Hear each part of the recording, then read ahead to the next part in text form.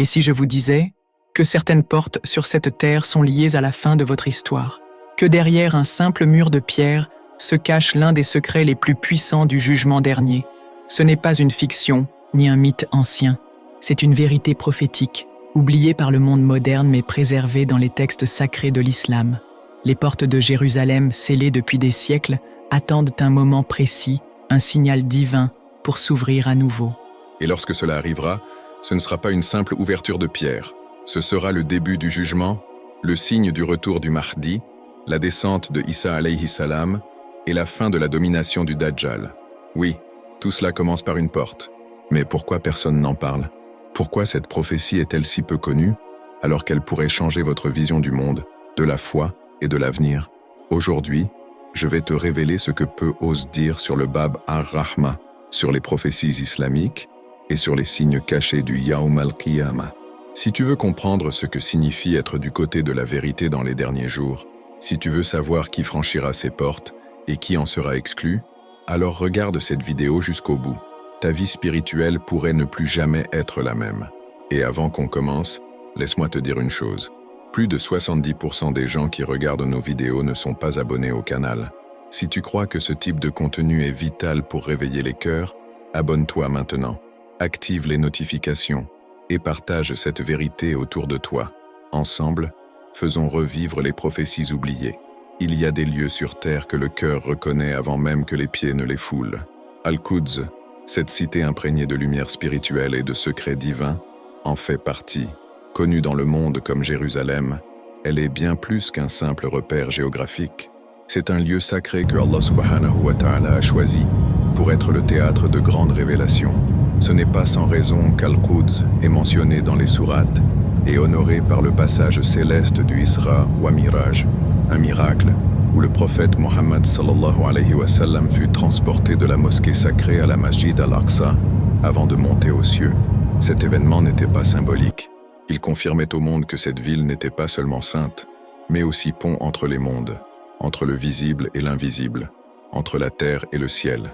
Chaque pierre de cette ville semble porter les traces des prophètes alayhim salam, qui y ont marché, prié, versé des larmes et combattu l'idolâtrie. Al-Quds est témoin de l'unicité divine, du Tawhid, depuis des millénaires.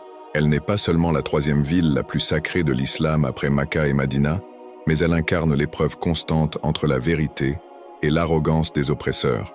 Dans ces murs, des prophéties islamiques ont été murmurées, et selon les hadiths authentiques, elle sera à nouveau au cœur des événements du Yawm al-Qiyamah. Pourquoi cet attachement si profond des musulmans à Al-Quds? Parce qu'elle ne cesse de nous rappeler que la foi véritable réside dans la résistance, la patience et la prière sincère, même sous la menace des empires. Il suffit d'observer les fidèles qui se rendent à la Masjid al-Aqsa pour ressentir la puissance du lien spirituel qui les unit à cet endroit. Même lorsqu'elle est fermée, encerclée ou profanée, cette mosquée reste une lumière indestructible dans les cœurs des croyants. Et cela, mes frères et sœurs, est un signe de la fin. Quand les lieux saints sont menacés, c'est que la vérité approche. Le lien entre Al-Quds et le ciel n'est pas rompu, il est seulement suspendu, en attente de la révélation finale qui viendra clarifier le jugement. Ainsi, chaque prière faite face à cette direction, chaque larme versée pour sa libération, est inscrite dans le registre divin, attendant son heure pour briller comme un joyau caché. Ce n'est pas un hasard si les ennemis d'Allah subhanahu wa ta'ala cherchent à effacer son nom de cette cité. Ils savent dans leur orgueil que la promesse divine est inévitable, mais Al-Quds ne sera jamais oublié, car le Mahdi s'élèvera, et avec lui, la vérité sera restaurée dans ses murs. Ceux qui y vivent aujourd'hui, ceux qui résistent en silence ou dans la prière, sont les gardiens d'un héritage éternel. La ville elle-même semble chuchoter aux croyants. Tenez bon, le secours est proche. Et il est dit que le retour de Isa alayhi salam se fera ici, en ce lieu précis, là où le ciel a déjà ouvert ses portes une fois, il y a 14 siècles. Mais avant cela, il faut que les cœurs comprennent la grandeur de cette ville, non pas à travers des discours politiques ou des luttes de territoire, mais à travers la lumière de la foi. C'est ici que commence notre voyage à travers les portes de Jérusalem, ces seuils mystérieux qui séparent le monde d'aujourd'hui de la fin des temps. Que signifie-t-il réellement? Que cache le Bab ar-Rahma? Et pourquoi est-il au centre de tant de mystères? Poursuivons ensemble, car ce que vous allez découvrir pourrait bien changer votre manière de voir la prophétie et votre propre rôle dans l'histoire à venir. Depuis les premiers siècles de l'islam, les croyants ont scruté les hadiths authentiques qui parlent d'un avenir glorieux pour Al-Quds. Ces récits, souvent cités mais rarement médités en profondeur, évoquent la venue d'un homme de lumière, le Mahdi, qui restaurera la justice et la foi dans un monde corrompu par le mensonge et la trahison. Parmi les nombreuses prophéties islamiques, une résonne comme un appel brûlant. Une armée se lèvera du Levant brandissant la bannière noire et elle libérera Jérusalem. Ces mots ne sont pas de simples légendes, ils sont des signes de la fin, une lumière que les opprimés portent dans leur cœur en attendant l'heure promise. Et toi, mon frère, ma sœur, que feras-tu lorsque ces signes deviendront réalité devant tes yeux? L'histoire d'Al-Quds est tissée de conquêtes et de trahisons, mais aussi de promesses divines. Le Masjid al-Aqsa, lieu sacré où le prophète Muhammad sallallahu alayhi wa sallam mena la prière devant tous les prophètes alayhim salam lors du Isra wa Miraj, sera à nouveau purifié. C'est une certitude que l'on retrouve dans les sourates et les hadiths. La promesse de Allah subhanahu wa ta'ala n'est jamais rompue. La libération de Jérusalem n'est pas une affaire de géopolitique. C'est un jugement spirituel du monde, un tri entre les sincères et les arrogants, entre ceux qui adhèrent au tawhid et ceux qui se prosternent devant les idoles de ce monde, pouvoir, richesse et domination. Et lorsque cette libération viendra, elle ne sera pas une victoire uniquement militaire, mais surtout une victoire de la foi. Ceux qui auront patienté, ceux qui auront prié malgré la peur, ceux qui auront pleuré devant les images de Bab ar-Rahma fermées, ce sont eux que Allah subhanahu wa ta'ala honorera. Le Mahdi, selon de nombreux hadiths, conduira la Ummah vers Al-Quds, et là, une nouvelle ère de vérité et de justice débutera. Mais avant cela, les épreuves seront grandes. La fitna envahira les cœurs, et le Dajjal séduira par ses miracles illusoires. Le croyant devra s'agripper au Coran, se réfugier dans la prière, et ne jamais douter de la révélation divine. Ce qui est étonnant, c'est que les porteurs de la vérité ne viendront pas toujours des lieux que l'on croit. Peut-être un jeune inconnu, priant dans l'ombre de sa mosquée locale, sera parmi ceux qui suivront l'appel du Mahdi. C'est pourquoi il ne faut pas attendre que les grands événements éclatent pour se préparer. Chaque prière que tu fais aujourd'hui, chaque acte de charité, chaque larme versée dans la solitude, t'approche de ce jour. Ce Yaum al-Qiyamah ne sera pas seulement un événement apocalyptique, mais une mise en lumière de tout ce qui a été caché, les intentions, les mensonges et la véritable sincérité. Ainsi, Jérusalem ne sera pas reprise par la force brute, mais par la lumière intérieure de ceux qui vivent pour la vérité. Et toi, mon frère, es-tu prêt à être de ceux qui entendront l'appel? L'appel à travers les portes de Jérusalem, lorsque le retour de Isa alayhi salam résonnera dans les cieux, et que les peuples reconnaîtront enfin le châtiment et la guidance qu'ils avaient négligés. Mais avant cela, un mystère demeure scellé, un portique oublié, fermé depuis des siècles, semble attendre son moment. Le Bab ar-Rahma. Qu'y a-t-il derrière cette porte? Et pourquoi tant de prophéties convergent vers elle? Poursuivons. Le Bab ar-Rahma, aussi appelée porte de la miséricorde, n'est pas une porte comme les autres. Elle ne se distingue pas par sa taille ou son ornement, mais par le silence sacré qu'elle semble porter depuis des siècles. Fermée, oubliée par certains, mais scrutée par les cœurs éveillés, cette porte située sur le flanc est du Masjid al-Aqsa, fait frissonner ceux qui connaissent les prophéties islamiques. Selon de nombreux hadiths authentiques, ce portail serait celui par lequel passera le retour de Isa alayhi salam lors de son arrivée à Al-Quds, dans les derniers jours précédant le Yaum al-Qiyamah.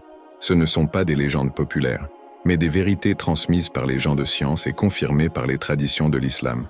Pourquoi cette porte est-elle scellée? Est-ce par peur ou par prophétie accomplie?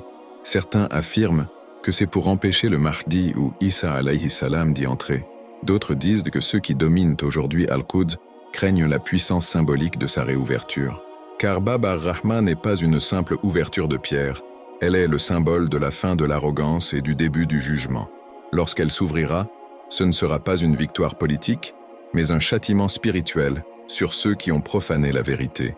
Et pour les croyants, ce sera le moment où la miséricorde de Allah subhanahu wa ta'ala descendra à nouveau sur Jérusalem, comme une pluie sur une terre assoiffée. Ceux qui méditent profondément sur le tawhid savent que chaque lieu que Allah subhanahu wa ta'ala a mentionné ou sanctifié recèle un secret. Bab ar-Rahma, c'est le rappel que la miséricorde précède la colère et que le jugement commence souvent par un appel doux, Il ne faut donc pas attendre l'explosion des signes ou le signe de la fin le plus évident pour se réveiller. Le simple fait que cette porte soit au cœur de tant de débats, de surveillance et d'interdits, devrait suffire à alerter l'âme consciente. Derrière elle, ce ne sont pas seulement des pierres empilées, mais une révélation suspendue, un miracle à venir, une guidance oubliée. Le croyant avisé doit donc prier pour Bab ar-Rahma, pour sa réouverture, mais surtout pour être spirituellement prêt lorsqu'elle le sera. Car selon certains savants, ceux qui assisteront à ce moment et auront le cœur pur seront les témoins du retour de Isa alayhi salam. Et quel honneur plus grand que de faire partie de ceux qui accueillent la lumière contre les ténèbres du Dajjal. Cette porte, mes frères et sœurs, représente le passage entre le monde tel que nous le connaissons et l'éveil ultime de la foi, où l'illusion tombera et la vérité régnera sur Al-Qud. Mais alors, que devons-nous faire en attendant ce jour béni? Prier, oui, pleurer parfois, mais surtout, purifier notre intérieur, car la porte de la miséricorde ne s'ouvrira pas à ceux dont les cœurs sont fermés. Et justement, une autre porte céleste est liée à cet événement, celle que franchira Isa alayhi salam lorsqu'il descendra pour mener la prière finale à Jérusalem. Que se passera-t-il à ce moment-là? Et comment les portes de Jérusalem s'aligneront-elles aux cieux pour accueillir ce prophète revenu parmi les hommes, lorsque le monde sera plongé dans la confusion, quand la vérité semblera étouffée par le tumulte des voix mensongères? Alors Isa alayhi salam descendra des cieux. Ce retour de Isa est l'un des plus puissants signes de la fin, décrit dans de nombreux hadiths authentiques et reconnu unanimement par les savants de la révélation. Il ne reviendra pas comme un prophète apportant une nouvelle loi, mais comme le soutien du Mahdi, comme le destructeur du Dajjal, et comme le juge équitable. Et où atterrira-t-il, selon les traditions? Dans Al-Qud, précisément à l'endroit où les portes de Jérusalem se dressent depuis des siècles, gardienne silencieuse de cette prophétie sacrée. Isa alayhi salam descendra près du minaret blanc de la mosquée orientale de Damas, mais selon plusieurs prophéties islamiques, il se dirigera rapidement vers Masjid al-Aqsa, où il rejoindra les rangs des croyants dirigés par le Mahdi. Il y mènera la prière, non pas comme leader mais comme preuve d'unité spirituelle. Ce moment marquera la fusion des révélations, la victoire du Tawhid sur toutes les formes de corruption. Et là, devant les portes de Jérusalem, une vérité oubliée éclatera, celle que l'islam reconnaît Isa alayhi salam comme messager et serviteur d'Allah subhanahu wa ta'ala, non comme fils de Dieu, mais comme signe de guidance pour toute l'humanité. Mais pourquoi ces portails sont-ils si importants dans cet épisode? Car ils représentent le passage du monde de l'illusion à celui de la vérité. Lorsqu'Isa entrera par ces portes, ce ne sera pas une simple démarche physique, mais un acte spirituel majeur. Il brisera l'illusion entretenue par le Dajjal, démasquant ses tromperies. Il mettra fin à des siècles d'usurpation religieuse et rétablira le jugement juste. Et les portes de Jérusalem, en s'ouvrant à lui, s'ouvriront aussi à une nouvelle ère. Ceux qui auront gardé la foi durant les épreuves verront leurs prières exaucées dans ce moment glorieux. Ce retour ne sera pas seulement grandiose, il sera aussi redoutablement précis. Il distinguera les cœurs sincères de ceux qui n'avaient que des apparences. Et toi, mon frère, seras-tu prêt à accueillir cette lumière? As-tu préparé ton cœur comme on prépare un sanctuaire? Les sourates du Coran en parlent. Ceux qui auront cru sans voir seront élevés. Ceux qui auront défendu Masjid al-Aqsa, dans leur dua et leur patience, seront rétribués. Isa alayhi salam ne viendra pas avec une armée de soldats, mais avec la force de la vérité, celle qui suffit à faire tomber tous les trônes d'orgueil. Et pourtant, même à cet instant sublime, une ombre plane encore, celle du Dajjal, toujours actif dans les recoins de la planète, trompant ceux dont les cœurs sont mal affermis. Face à cette illusion incarnée, comment Jérusalem tiendra-t-elle? Quels seront les rôles des portes de la résistance? Et pourquoi les hadiths insistent tant sur la vigilance spirituelle dans les derniers jours? Le combat n'est pas terminé, et la ville sainte s'apprête à devenir le champ final du jugement entre le faux et l'authentique. À l'approche du Yawm al-Qiyamah, un nom revient dans toutes les discussions sur les prophéties islamiques. Le Dajjal, figure de tromperie ultime, il ne viendra pas seulement semer le chaos physique, il visera directement les cœurs, brouillant les limites entre la vérité et le mensonge, entre le miracle et l'illusion. Mais ce que peu savent, c'est que les portes de Jérusalem joueront un rôle crucial dans cette confrontation finale. Elles ne seront pas de simples entrées architecturales, mais des symboles de résistance spirituelle, des seuils entre la fidélité au Tawhid et la séduction de la fausse divinité incarnée par le Dajjal. Le Dajjal n'aura pas besoin de guerre sanglante pour dominer. Il viendra avec des dons impressionnants. Il fera tomber la pluie, ramènera la végétation, ressuscitera les apparences. Mais derrière tout cela se cache le plus grand châtiment spirituel, la séduction du cœur.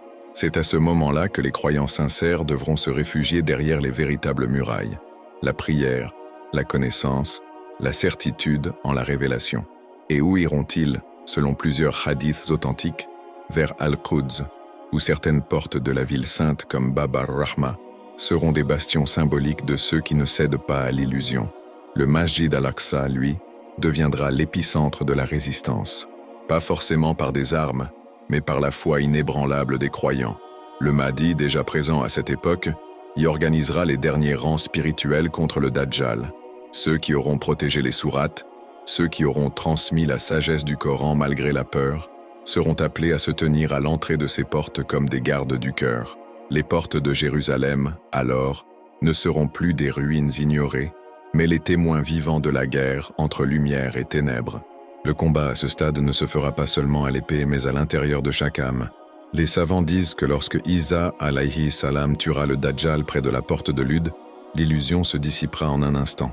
Le voile tombera, mais ce ne sera que le couronnement d'un chemin déjà entamé par ceux qui auront refusé de se prosterner devant les signes trompeurs, qui auront dit non quand tout le monde disait oui. Et toi, mon frère, seras-tu de ceux qui résistent aux séductions, même cachés derrière des promesses de paix ou de prospérité? La vérité, dans ces jours, sera plus tranchante que jamais, et seule la sincérité intérieure t'aidera à discerner. Mais même après la chute du Dajjal, tout ne sera pas encore accompli.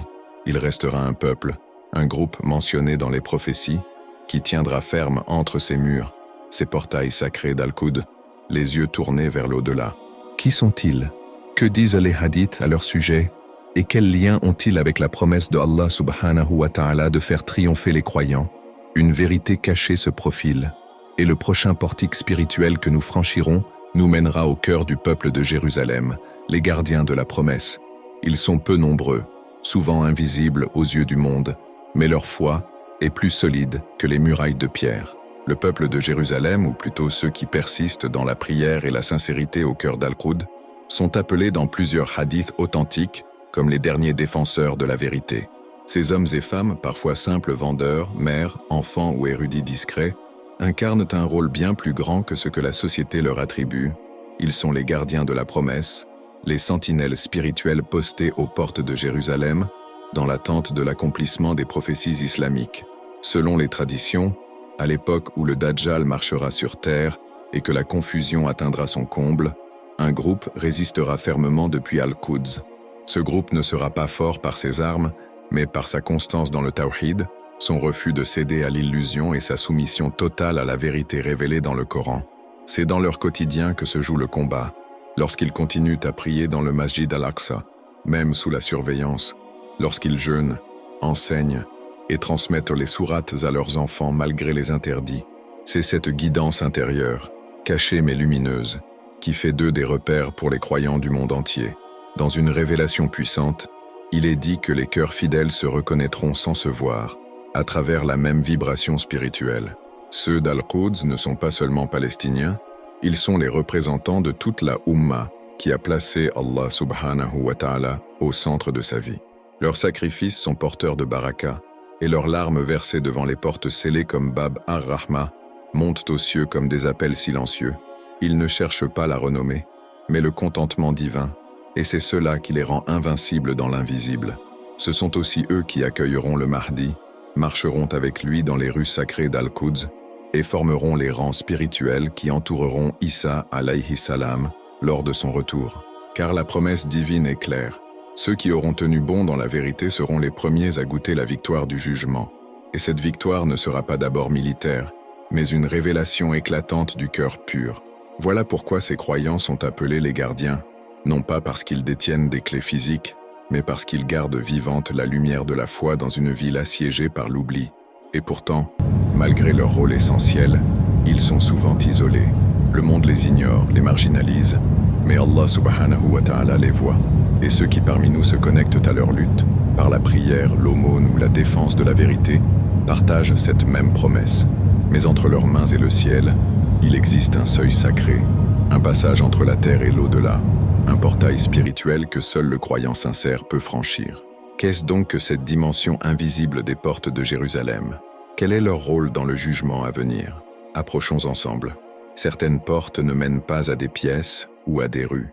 Certaines s'ouvrent vers l'invisible, vers l'au-delà, là où les lois terrestres cessent et où commence la dimension divine.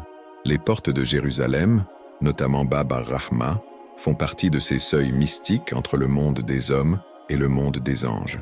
Dans la tradition islamique, il existe cette idée puissante. Les portails physiques peuvent refléter les portails spirituels. Lorsqu'un croyant franchit une porte avec un cœur sincère, il franchit aussi une étape vers le jugement d'Allah subhanahu wa ta'ala. Et à Al-Quds, cette réalité est particulièrement forte. Là, le ciel descend et la terre s'élève, dans un lieu choisi pour l'éternité. Il est dit que les prières faites à Masjid al-Aqsa ont une valeur immense. Pourquoi? Parce que la ville elle-même se trouve sous un ciel chargé de révélations et de vérité. Les anges y descendent selon certaines sourates, et c'est là que le prophète Muhammad sallallahu alayhi wa sallam fut élevé vers le ciel lors du Isra wa Miraj. Mais ce que peu comprennent, c'est que ces portails spirituels restent actifs jusqu'à aujourd'hui. Ils sont influencés par l'état de l'âme des hommes. Si le cœur des croyants est pur, les portes de la miséricorde s'ouvrent. Si la corruption l'emporte, les portes du jugement se mettent en mouvement, en attente du Yawm al-Qiyamah.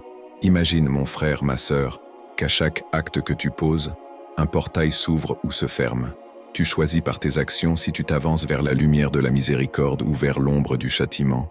Et les portes de Jérusalem sont là pour nous rappeler cette réalité. Le visible n'est qu'un reflet du caché.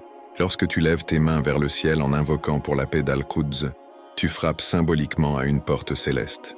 Et ces portes, elles écoutent, elles enregistrent, elles attendent que la génération du cœur pur arrive pour s'ouvrir et déverser la guidance et la lumière de Allah subhanahu wa ta'ala. Mais il y a plus. Ces portails jouent aussi un rôle dans le jugement collectif des nations. Le monde regarde Jérusalem comme une capitale contestée, mais en vérité, elle est le miroir du destin de l'humanité. Quand ces portes sont profanées, c'est la conscience collective du monde qui est mise à l'épreuve. Lorsque ces murs sont bombardés ou interdits, ce sont nos valeurs profondes qui sont testées. C'est pourquoi les prophéties islamiques insistent autant sur le lien entre la libération d'Al-Quds et la purification spirituelle du monde. Et dans ce contexte, les portes du jugement ne sont pas des menaces, mais des rappels puissants. Rappels que le temps approche, que le retour de Isa alayhi salam est proche, que le Mahdi se prépare, que les signes de la fin sont déjà visibles, et que notre seule issue est de franchir volontairement les portes de la miséricorde, avant qu'elles ne deviennent portes de jugement. Mais quand exactement ces portails se rouvriront-ils? Et que disent les savants sur la réouverture finale des portes sacrées, dans les derniers instants du monde? Le dernier seuil approche, la fin approche, pas seulement la fin d'un cycle, mais la fin des temps, celle que les sourates et les hadiths authentiques décrivent comme le moment où les voiles tomberont, où chaque vérité éclatera, et où les portes de la destinée s'ouvriront une dernière fois. À Al-Quds, les anciens savent, les éveillés pressentent. Les portes de Jérusalem, scellées depuis des siècles, ne resteront pas fermées éternellement. Viendra un jour où le silence de Bab ar-Rahma sera brisé par le pas d'un envoyé, par la prière d'un pur, par la victoire d'Allah subhanahu wa ta'ala sur toutes les illusions. Les savants du passé comme ceux d'aujourd'hui s'accordent à dire que la réouverture de ces portes ne sera pas un acte politique, mais un signe de la fin. Elle coïncidera avec l'arrivée du Mahdi, avec le retour de Isa alayhi salam et avec l'écrasement du Dajjal. Cette ouverture sera la preuve irréfutable que la prophétie s'accomplit, que la guidance divine n'a jamais cessé, et à ce moment-là, le monde entier sera contraint de regarder vers Jérusalem. Plus personne ne pourra ignorer la révélation, ni feindre l'ignorance de la vérité. Tout sera clair, brutalement clair. Mais, mes frères et sœurs, ce jour ne sera pas seulement majestueux, il sera aussi terriblement sélectif. Ceux qui auront nié, moqué ou vendu leur foi pour un confort passager seront confrontés au jugement, et ces portes sacrées, désormais ouvertes, seront pour certains chemins de lumière, et pour d'autres, seuils de châtiment. Car Allah subhanahu wa ta'ala ne juge pas selon les apparences, mais selon la sincérité, l'intention, la résistance dans l'épreuve, et ces portails, dressés dans la pierre, seront le reflet de ton propre cœur. Étais-tu fidèle ou simplement spectateur? Il est encore temps, car ces portes sont encore closes. Elles t'attendent. Chaque invocation pour Majid al-Aqsa, chaque larme versée pour les souffrances d'Al-Qud, chaque acte de résistance intérieure contre le mensonge, forge en toi une clé invisible. Le Mahdi n'est pas un héros de conte, c'est une réalité prophétique. Et lorsque Isa alayhi salam marchera vers ces portes, ne voudrais-tu pas être de ceux qui l'attendent déjà en prière, le cœur purifié par l'amour du Tawhid et la certitude de la miséricorde divine? Car ce qui vient, mes bien-aimés, n'est pas la fin du monde, c'est la fin de l'illusion, la chute de l'arrogance et le début du règne de la vérité. Et dans cette Jérusalem restaurée, les portes sacrées ne seront plus que des entrées, elles seront des trônes, des symboles de la victoire d'Allah subhanahu wa ta'ala. Et toi, où seras-tu quand elles s'ouvriront? À l'extérieur, regardant avec regret, ou à l'intérieur, prosterné, dans la lumière de la promesse accomplie? Et toi, que penses-tu de tout cela? Crois-tu que les portes de Jérusalem s'ouvriront de ton vivant? Es-tu prêt à accueillir la vérité? Ou resteras-tu figé devant le jugement de l'oubli? Dis-moi en commentaire ce que tu as ressenti en découvrant ces prophéties oubliées.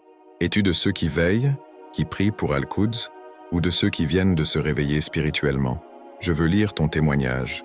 Et surtout, abonne-toi maintenant, active la cloche pour ne pas rater les prochains contenus, car ce que nous allons révéler ensuite va encore plus loin. Le prochain épisode parlera de la descente de Isa alayhi salam et des 3 grandes batailles de la fin des temps. C'est une vérité que tu ne veux pas ignorer. Partage cette vidéo avec ceux que tu aimes. C'est peut-être le rappel dont ils ont besoin pour revenir à Allah subhanahu wa ta'ala. Je suis lumière dans l'ombre et je te dis, ne ferme pas ton cœur à l'appel du ciel.